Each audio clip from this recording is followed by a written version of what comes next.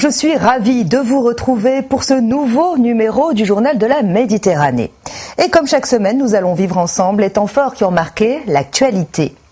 Un témoignage troublant dans ce magazine, celui d'un jeune Français revenu du front syrien. Il nous a raconté ce qu'il a vu et ce qu'il a vécu là-bas et surtout pourquoi aujourd'hui il regrette de s'être engagé dans le djihad. C'est un navire de guerre qui fait beaucoup parler de lui en ce moment, le Mistral vendu aux Russes. Aujourd'hui, les entraînements se font au large de Fréjus, dans le sud de la France. Nous avons embarqué et débarqué avec l'équipage.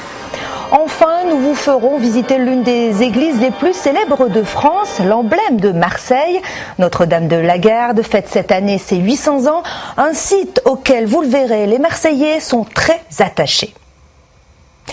Mais pour commencer, la situation en Syrie. Avec l'arrivée à la frontière syro-turque des Peshmerga d'Irak, ces combattants doivent rejoindre à Kobané les Kurdes de Syrie qui résistent depuis 1 mois et demi au groupe qui se fait appeler État islamique.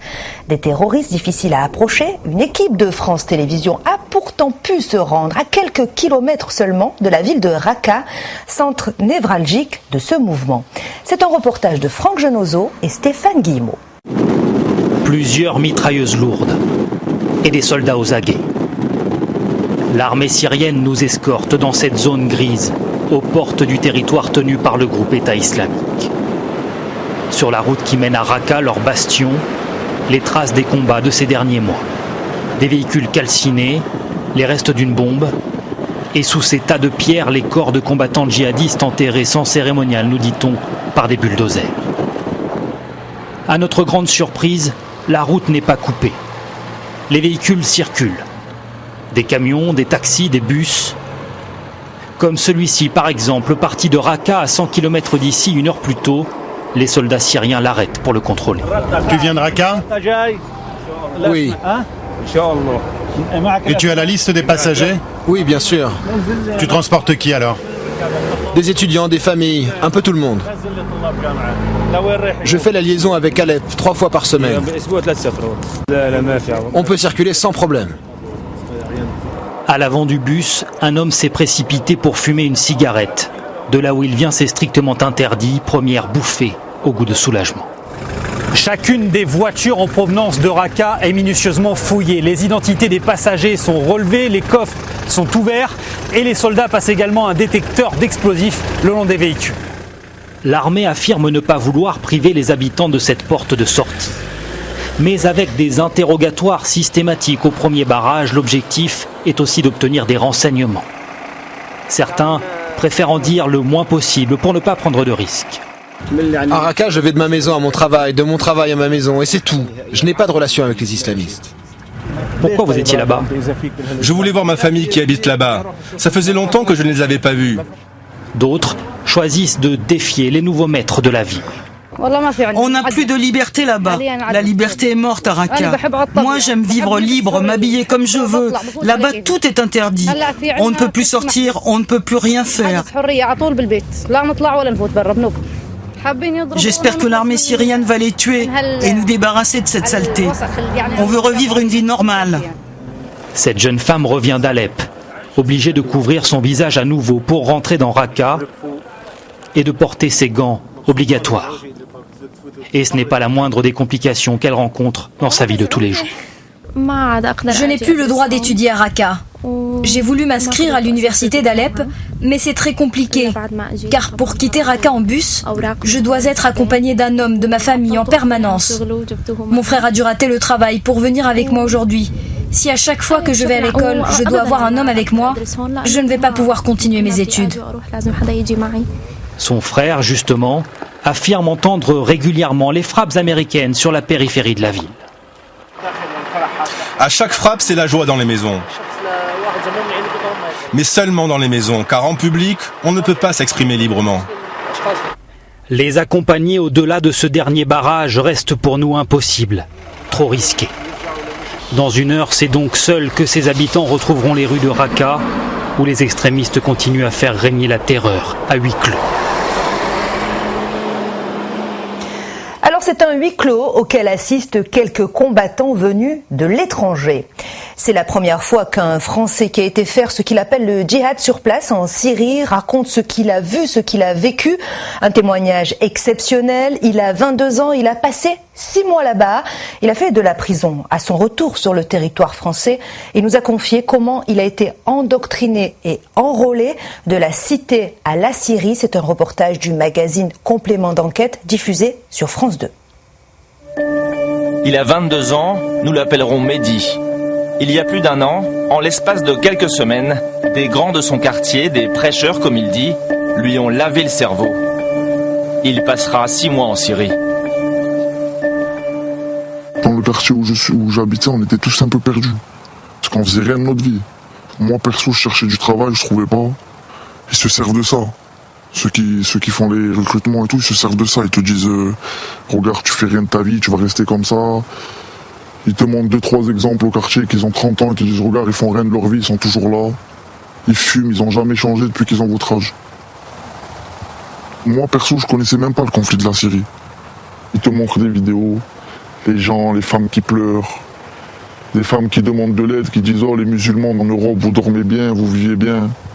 Servez à quelque chose, venez nous aider. Puis après, tu commences à te poser la question, mais je sers à quoi, moi? Et puis, il y a ceux qui t'embobinent, qui te disent, ouais, regarde, tu sers à rien, là-bas, tu peux servir à quelque chose. Juillet 2013, Mehdi débarque donc à Alep, avec d'autres Français. Tous ont en poche un islam à la fois radical et approximatif, souvent appris sur Internet. Ils veulent, quand t'arrives, ils veulent te faire combattre direct. Ils te posent tous la question, t'as fait l'entraînement? Pour que dès qu'il y a un combat ou quoi, t'es apte à y aller direct. Toi, un jour, on est venu te demander de partir au front? Plein de fois. Et t'as fait comment? Je leur ai dit non.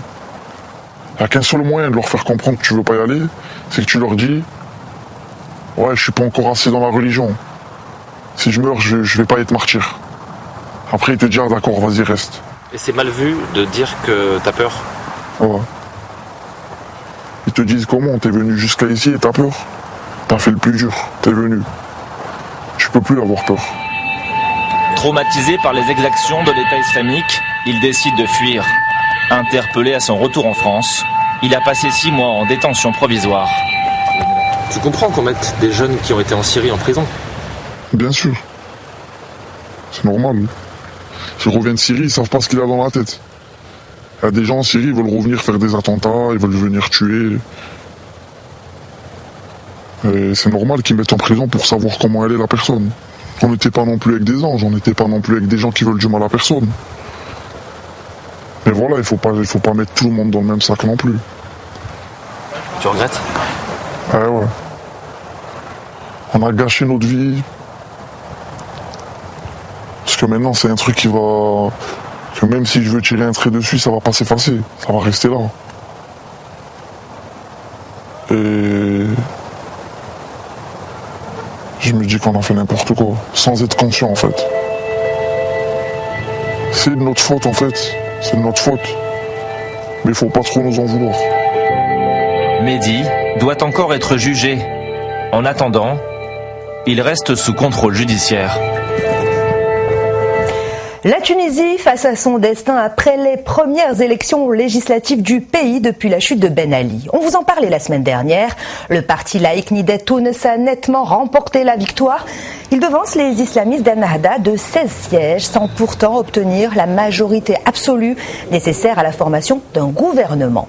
Des alliances sont donc à prévoir dans les prochains jours, des politiques qui doivent garder à l'esprit les attentes de la population et notamment des femmes, et vous allez voir qu'elles sont fortes. Des files d'attente trompeuses. Le scrutin de dimanche dernier n'a pas autant mobilisé les Tunisiens que celui de 2011. Il faut dire qu'à l'époque, le pays sortait à peine de la révolution de Jasmin. Tous les espoirs étaient alors permis. Presque 4 ans après la chute du régime Ben Ali, les désillusions sont grandes, du côté des femmes notamment.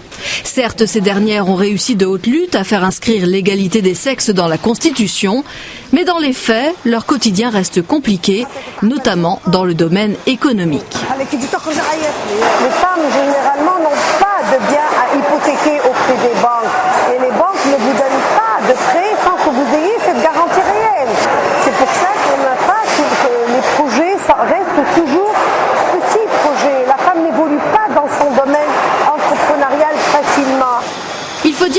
3 ans, le contexte économique est tendu en Tunisie. Le tourisme, principal secteur d'activité dans le pays, est en berne.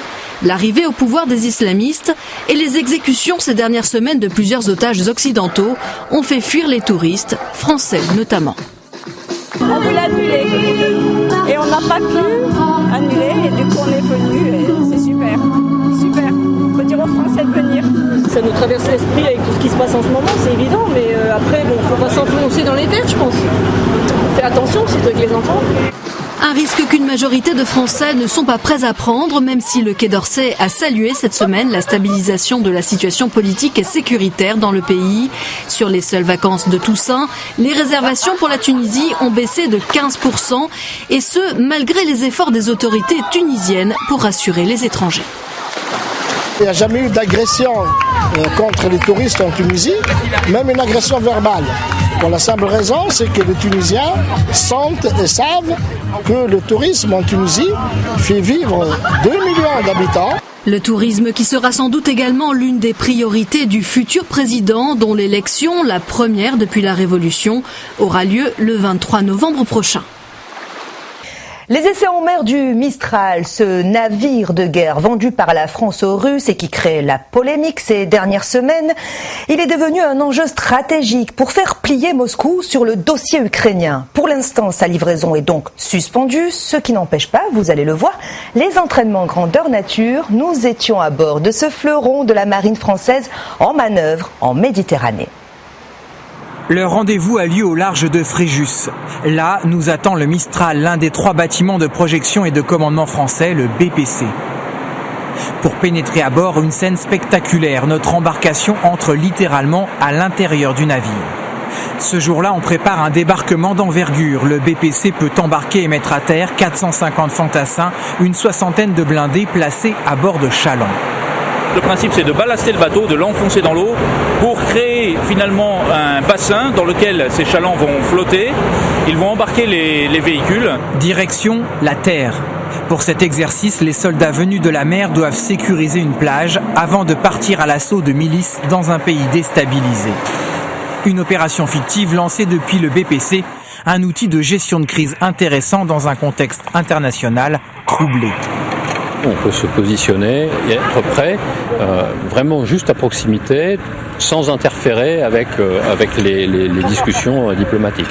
Néanmoins, la présence d'une force à la mer conséquente fait peser une certaine menace. Donc ça a un levier, c'est un levier supplémentaire à la disposition du pouvoir politique. Au large, l'imposant bâtiment de 200 mètres de long poursuit sa veille. Dans ses entrailles, il peut recevoir un état-major complet, pas moins de 150 militaires avec tous leurs moyens de communication. Vous avez les différents bureaux avec tous les officiers mariniers, les soldats, donc tous les militaires qui commandent l'opération, toute la force, et qui donnent les ordres aux différentes unités de la force. À un autre niveau, le médecin du bord nous fait découvrir un véritable hôpital. Donc ici c'est la salle de réveil, là vous avez les accès au bloc, ici c'est la salle de réveil, la salle de réanimation. Une fois que les patients peuvent quitter cette salle de réanimation, ils passent au secteur d'hospitalisation. 800 mètres carrés, 2 blocs opératoires, un scanner, l'équivalent d'un établissement hospitalier d'une ville de 30 000 habitants. Navire-hôpital, bâtiment de commandement, de débarquement, le BPC est aussi une plateforme capable d'accueillir jusqu'à 16 hélicoptères lourds pour mener des assauts. Attention, je suis obligé de fermer la porte, elle est mise en route, attention à vous, j'ouvre après. Merci. Un bateau polyvalent à la place de 2 ou 3 bâtiments spécialisés. Une caractéristique bienvenue dans un contexte de restrictions budgétaires. À la passerelle, le commandant se félicite de ce navire que l'on adapte en fonction des objectifs. Ce qui donne donc des capacités à mener des missions sur un spectre assez large, allant de l'assistance humanitaire, comme ça a été le cas par exemple pour évacuer des ressortissants au Liban à l'été 2006, jusqu'à des opérations de plus haute intensité dans sa version porte-hélicoptère d'assaut, comme ça a été le cas au large de la Libye à l'été 2011. Ces capacités impressionnantes ont convaincu les Russes qui ont commandé 2 navires de ce type. Ils sont en particulier intéressés par les capacités de débarquement rapide, ce qui leur avait fait défaut lors de la guerre en Géorgie en 2008 et qui pourrait s'avérer décisif lors de potentielles opérations en mer Noire. C'est l'emblème de la Méditerranée. On vous en a déjà parlé la semaine dernière. Vous l'aurez compris, il s'agit de l'olivier. Quelques gouttes de son huile suffisent à donner à un plat une saveur ensoleillée. Pourtant, cette année, le prix de cette huile devrait fortement augmenter. Car les récoltes sont très mauvaises, notamment en Andalousie et dans le sud de l'Italie. Plusieurs raisons à cela. Une météo défavorable et une bactérie qui tue les arbres. L'Andalousie, la plus grande oliveraie du monde. Des oliviers par milliers, qui profitent généralement du climat sec et aride de la région. Mais la récolte cette année s'annonce très mauvaise. Il suffit à cet agriculteur de s'approcher de ces arbres pour le constater. Les olives sont toutes petites. Elles n'atteignent pas leur taille normale. Vous voyez, elles sont toutes ridées et dans un mois, elles vont tomber. Tout ça, c'est parce qu'elles ont manqué d'eau. C'est un arbre qui ne va servir à rien. Les oliviers ont besoin d'un minimum d'eau et il n'a pas plu une goutte en Andalousie entre avril et septembre. Une sécheresse exceptionnelle. Seuls les arbres irrigués donnent des olives à la taille normale. La différence entre les deux est flagrante. Mais impossible d'envisager une irrigation totale sur ces dizaines de milliers d'hectares. Ça coûte cher d'irriguer. Il faudrait creuser très profondément et on n'arriverait pas à amortir l'investissement. Alors, quand la récolte va commencer en novembre, dans le village d'Ignacio Pérez, le dernier moulin traditionnel de la région risque de tourner au ralenti. L'huile d'olive va se faire plus rare. Selon nos prévisions, cette année, la production va baisser de 50 à 60%. Des cuves vides et une conséquence immédiate pour le porte-monnaie du consommateur. Le prix de l'olive augmente. Résultat, le prix de l'huile d'olive aussi. Il a déjà grimpé de 20% et ça va continuer. Une augmentation des prix qui, selon ces agriculteurs, ne compensera pas totalement les pertes liées à la baisse de production. Pour l'Espagne, premier producteur mondial d'huile d'olive, cette mauvaise récolte à venir est un coup dur. Mais ce n'est pas le seul gros producteur qui s'apprête à vivre une année difficile. En Italie, ce n'est pas la sécheresse le problème. Ici, dans la région des Pouilles, la pluie n'a pas manqué. L'inquiétude vient d'une bactérie, la Xylella fastidia. Elle attaque les arbres et les assèche. Des milliers d'oliviers sont contaminés. Regardez, tous les fruits sont en train de mourir. La bactérie empêche la circulation de la sève et elle bloque les canaux qui se trouvent dans le tronc et irrigue l'arbre à l'intérieur. À l'heure actuelle, il n'y a aucun traitement pour empêcher la propagation de la bactérie. Seule solution, brûler ou couper les arbres malades. Pour les agriculteurs, des perspectives alarmantes. Si tous mes arbres meurent, je n'aurai aucune production. Ils se dessèchent totalement et ça se propage. Une mauvaise récolte italienne qui aura aussi des incidences sur les prix. Et ceci alors que la consommation d'huile d'olive n'a jamais été aussi élevée dans le monde.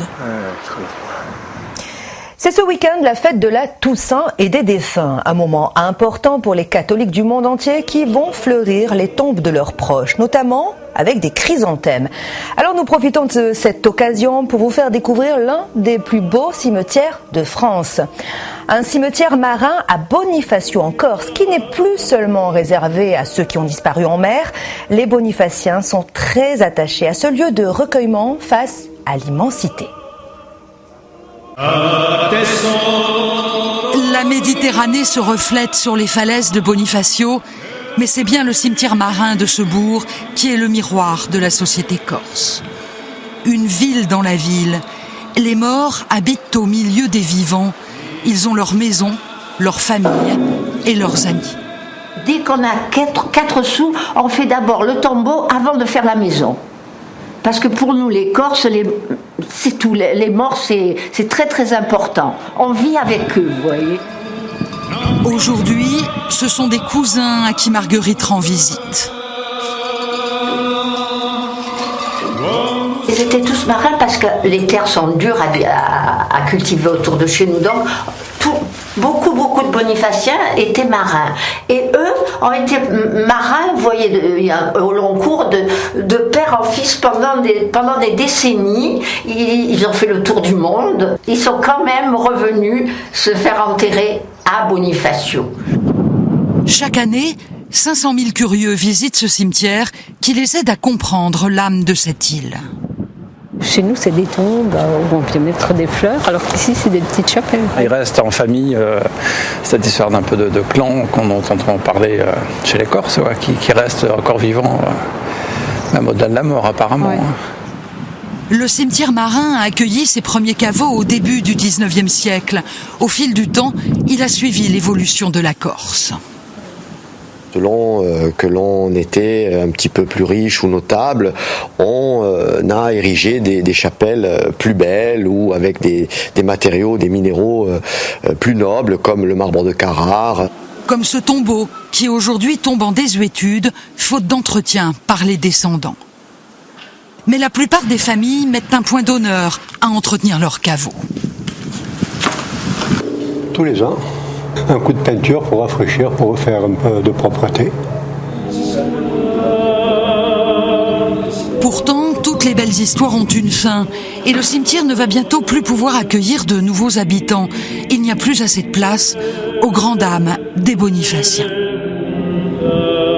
Il y a peut-être eu un sujet qui a été polémique et qui a suscité un peu de passion. C'est lorsque j'ai proposé, je dirais, de délocaliser le cimetière parce qu'évidemment, il y a un attachement viscéral des bonifaciens à ce lieu magique. Tout le monde voudrait être enterré à Bonifacio dans le cimetière marin.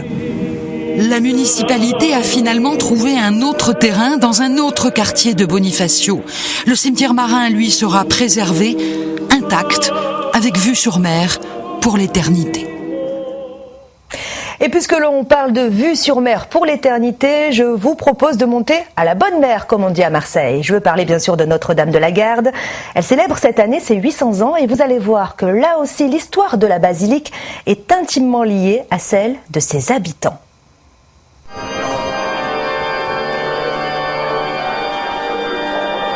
Les Marseillais l'appellent Bonne Mère et cela ne doit rien au hasard.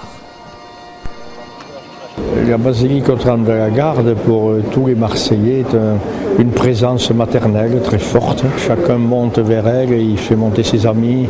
Les mamans amènent leurs enfants, les fiancés viennent confier leur amour, etc. C'est quelque chose de très très fort.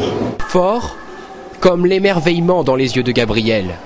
Lui, l'enfant de Marseille, n'était jamais entré dans la basilique. Je la vois tous les jours, la Bonne Mère. Donc j'ai pas l'utilité de venir la voir de plus près, quoi. Je la vois de loin, ça me suffit. Et, voilà, quoi.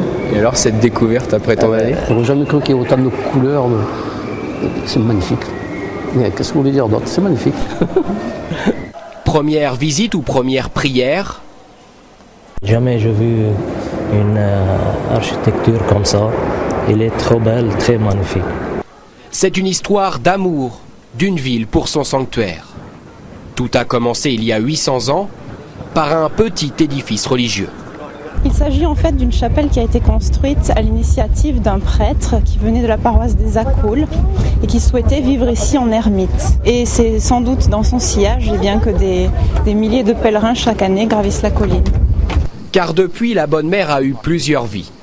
Fort militaire sous François Ier, talisman des héros de la mer au siècle dernier. Notre-Dame de la Garde. Elle est la pensée de ses marins et de ses pêcheurs.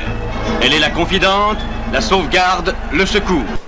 Et aujourd'hui, le meilleur des observatoires pour les touristes.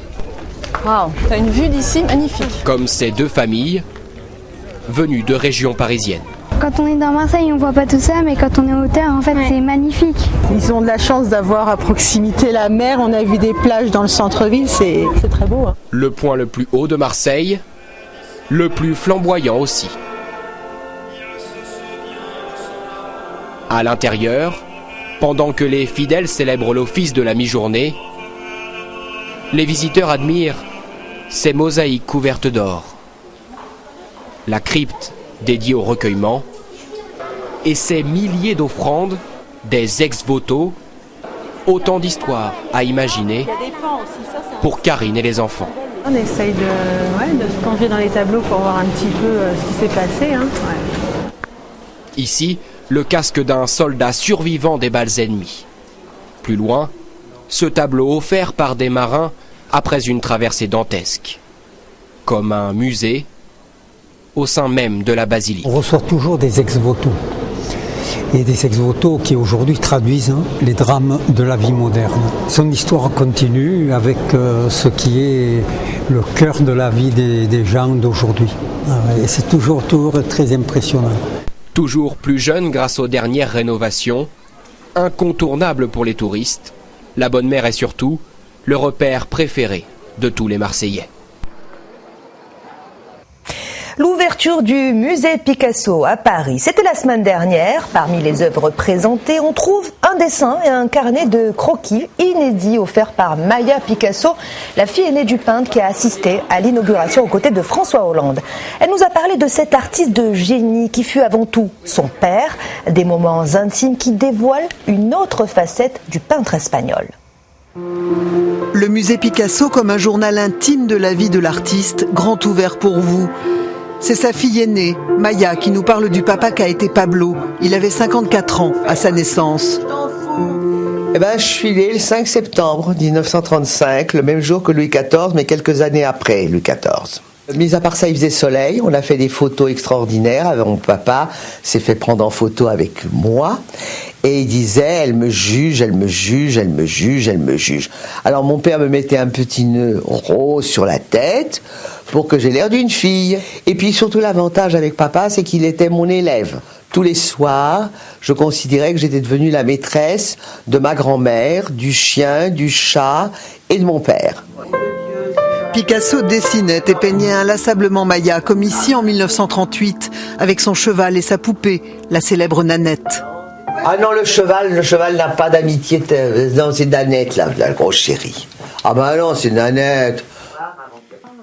Je demandais à mon père toujours, fais-moi le portrait de mon chat, fais-moi le portrait de mon cheval, fais-moi le portrait de mon chien, mon papillon, n'importe quoi. Qu'est-ce qui m'a légué? Il faut vivre modestement avec beaucoup d'argent dans la poche. C'est l'économie. Toujours proche de son père, Maya, de fille, est devenue héritière. Cet héritage... quand je vais au musée, je dis pas je vais au musée Picasso, je dis je vais au musée de papa. Elle vient de donner 2 œuvres au musée pour sa réouverture. La partie manquante d'un portrait d'Apollinaire et un carnet érotique, plus tardif. C'est un petit carnet adorable. Il y a une dame qui a un sexe en forme de cœur que vraiment, on comprend pourquoi les hommes s'intéressent aux femmes. Maya a visiblement hérité de la gourmandise de la vie que manifestait son père. Il vous reste à les retrouver tous les deux au musée.